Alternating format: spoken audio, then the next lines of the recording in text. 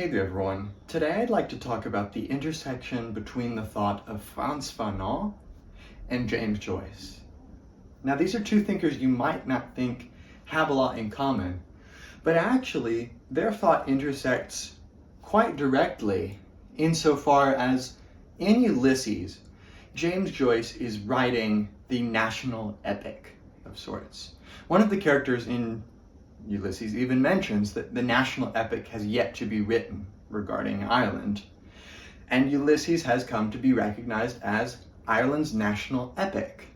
And it being a sort of based on the skeleton of Homer's Odyssey, which is sort of the Western epic, it's interesting to note that Joyce chose to write Ireland's national epic, not in Irish, but in English. And this gets to the heart of the intersection between their thought, which is that of the relationship between personal identity and the imposed expectations of identity that are the consequence of nationality and race.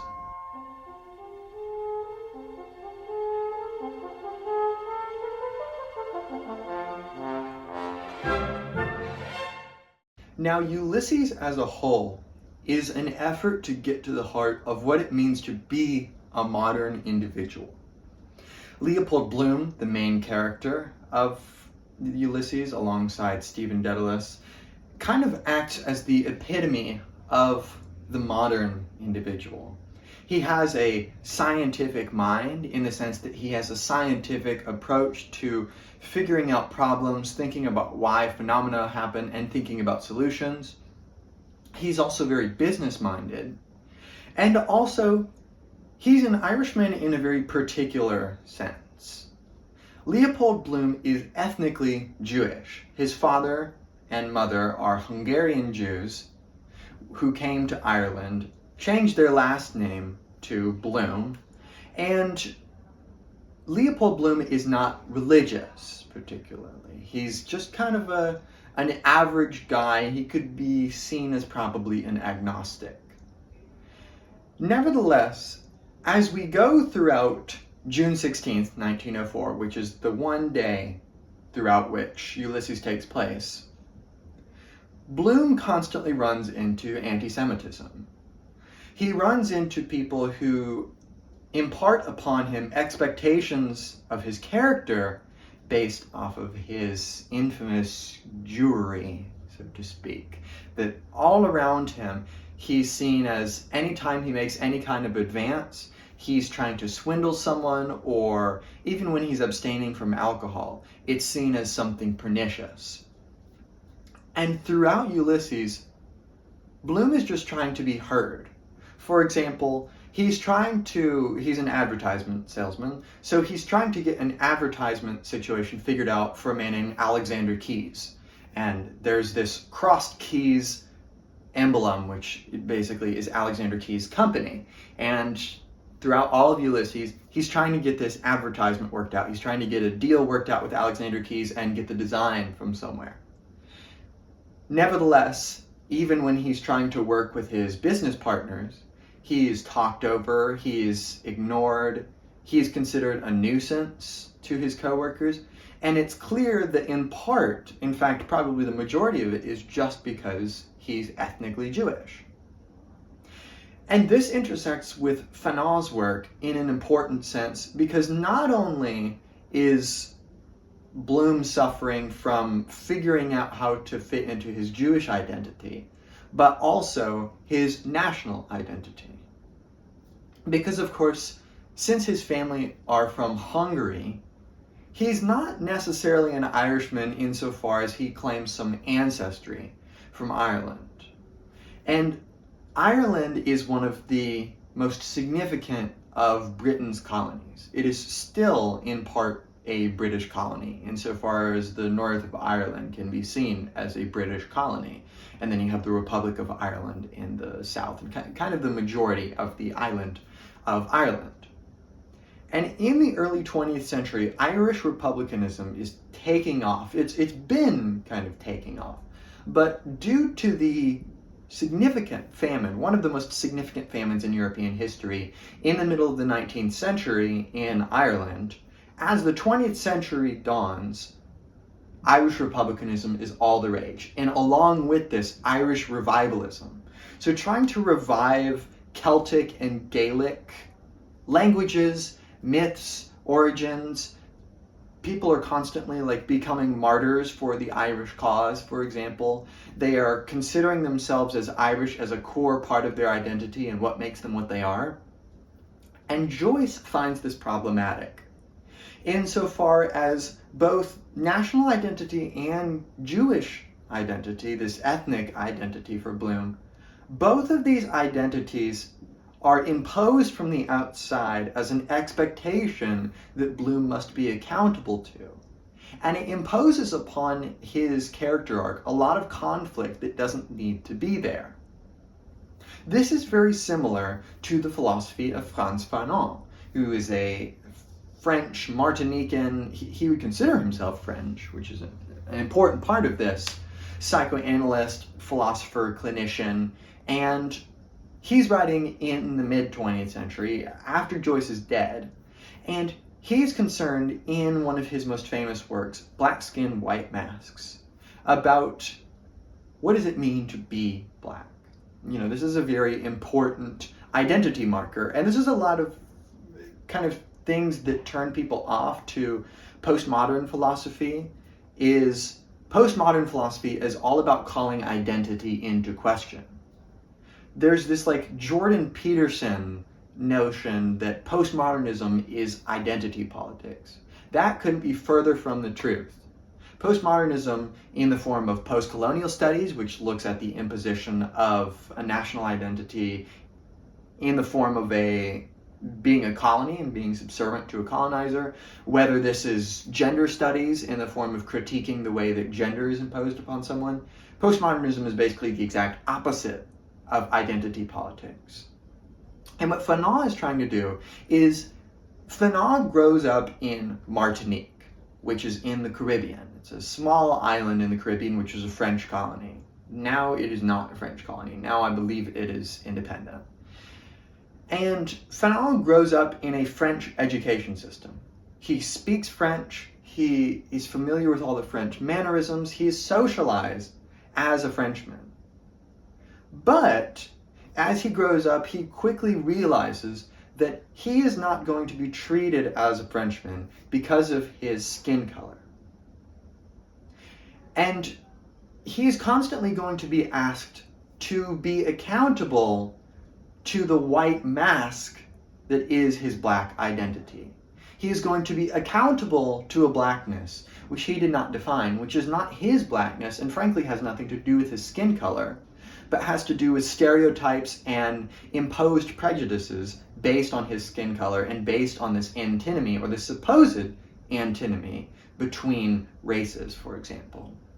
One of the things that Fanon talks about, for example, is the fact that in French media, in things like movies, the protagonist was a white man and the antagonist is a caricatured black man who is out to get the white man and particularly steal his white wife. And Fanon points out how when a black man like himself watches this media, because he's actually been socialized to agree with the white perspective, and in fact that kind of represents the social milieu as such, he starts to identify with the white man, and he starts to hate his own skin color. He starts to absorb some of those stereotypes which are implicit, and oftentimes I should say very explicit, in those media examples. So he sort of takes on a subservient identity which has been imposed, and hence his black skin is covered over by the white mask that is the supposed blackness he's supposed to be accountable for. And Joyce is doing the same thing in Ulysses, where he's constantly making remarks regarding Irish republicanism and Irish revivalism. Constantly he's looking at, for example, Irish Republican movements, and he critiques the tendency towards martyrdom, to die in often very strategically insignificant ways for a national cause which actually has very little to do with one's identity. In Ulysses, Joyce is concerned with the everyday person who's going through everyday struggles. And the way Joyce sees it, national identity and ethnic identity are imposed upon Leopold Bloom and, in a sense, upon Stephen, in the sense of his supposed religious identity of, in Ireland, if you're a Republican, you're supposed to be Catholic, and if you're a loyalist, which is to say you want Ireland to be under Britain or be British, then you're supposed to be Protestant. So there's this antinomy here between religions, and Joyce is torn between the fact that, well, he doesn't really believe in a personal God. He makes that clear from episode 1. But nevertheless, he's torn between this partially because his mother, on her deathbed, asks him to become Roman Catholic, and he denies that wish. And in fact, that's a mirror image of what happened in Joyce's real life, with Joyce's mother dying and asking the same thing, and Joyce denying her wish. And thus this unrequited wish acts as a sort of background of guilt which has been imposed upon him. Just because you're supposed to be Catholic in Ireland. If you're really Irish, you're supposed to be Catholic. So both Stephen Dedalus and Leopold Bloom in Ulysses are having these identities imposed upon them, which Joyce sees as abstractions, and he sees it leading to conflict that sometimes isn't necessary. And this isn't to say he's opposed to the idea of being Irish, because if you're not careful enough with this, it can sound like Joyce wants Ireland to be a colony of sorts. But no, Joyce is in the middle. He's trying to be a centrist of sorts when it comes to this, in the sense that he's very willing to condemn the British effort to, for example, introduce the potato famine in the mid-19th century, like I spoke of earlier.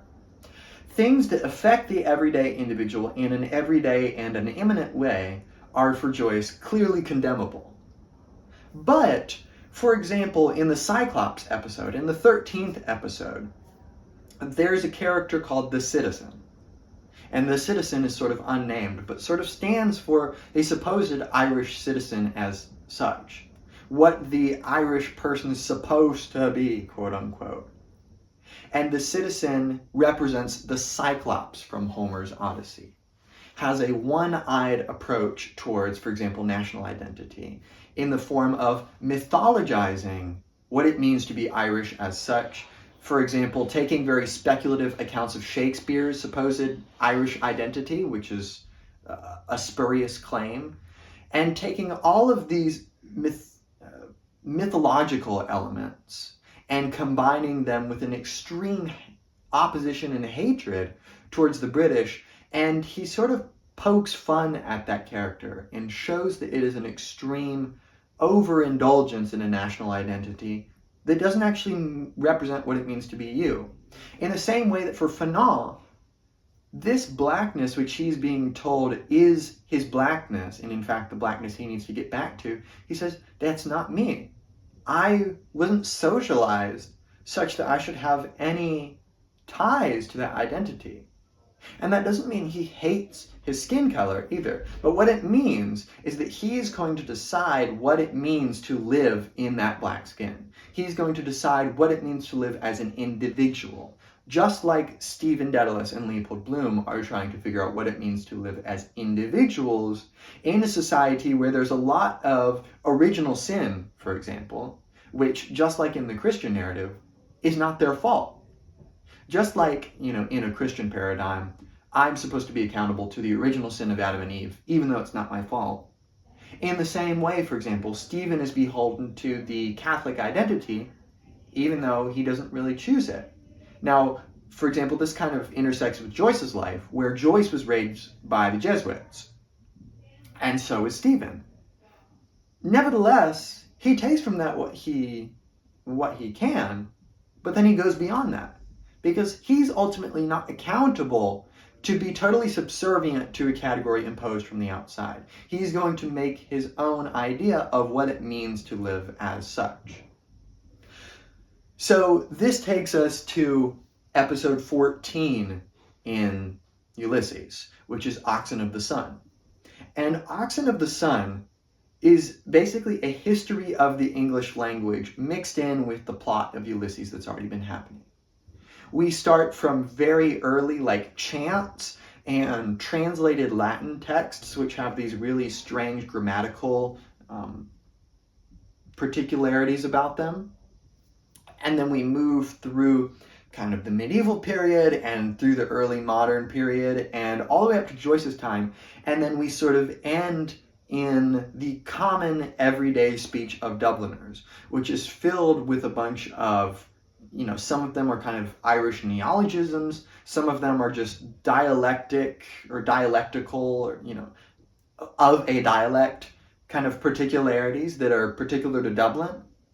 And by playing with the English language, taking us through it, not only does Joyce show his mastery for the English language, but he shows that instead of being accountable to the Irish language, to have to reify and resurrect a language that, frankly, Joyce sees as dead in a sense, in a sense of that's not what it means to be Irish anymore. If you look at what it means to be an everyday Irishman, it's to be at the interstices, to be at the connection between Irish and British identities, for example, Catholic and Protestant identities.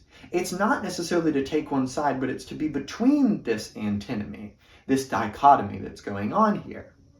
So Joyce doesn't want to resort solely to Irish, but he also doesn't want to resort to a sort of stereotypical way of writing in English either.